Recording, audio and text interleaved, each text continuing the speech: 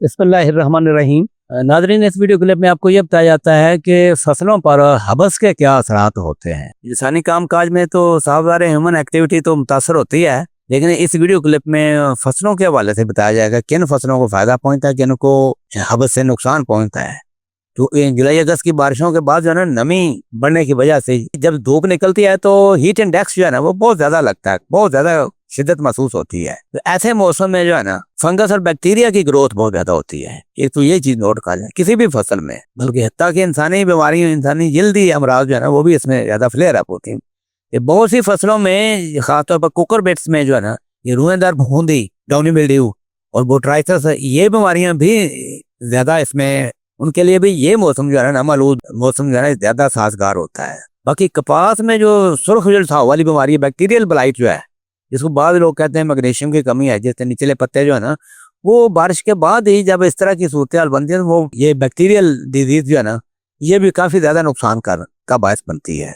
तो इस साल जो है ना ये कारोबार, ये काम शुरू हो चुका है। महकमा ज़राअत इसके लिए मैग्नीशियम से potassium nitrate, boric acid, zinc sulphate और 10 किलो यूरिया मिला के ये डालने की सिफारिश करता है। तो इसके लिए इस वीडियो में ये बात नहीं कि इसमें सिर्फ यहाँ तक बात बताई जाएगी इसके असरात क्या क्या हो सकते हैं। बाकी कपास में जो है ना ये तेला जो है ना ऐसे नमालूद मौसम में बहुत फ्लेयर अप, जेसर जो है वो फ्लेयर अप हो जाता है। तो मक्खी ने जहाँ जिन खेतों में पहले अटैक किया हुआ तो मक्खी की शिद्दत तो कम हो जाती है इस नमी की वजह से, लेकिन जहाँ पे नमी मक्खी का कब्जा है ना, मक्खी है वो होती सफेद है, लेकिन इसके काले करतूत होते हैं, वो पत्तों को काले कर देती है। नमी मिलने से ना पत्तों के ऊपर उल्ली लग जाती है।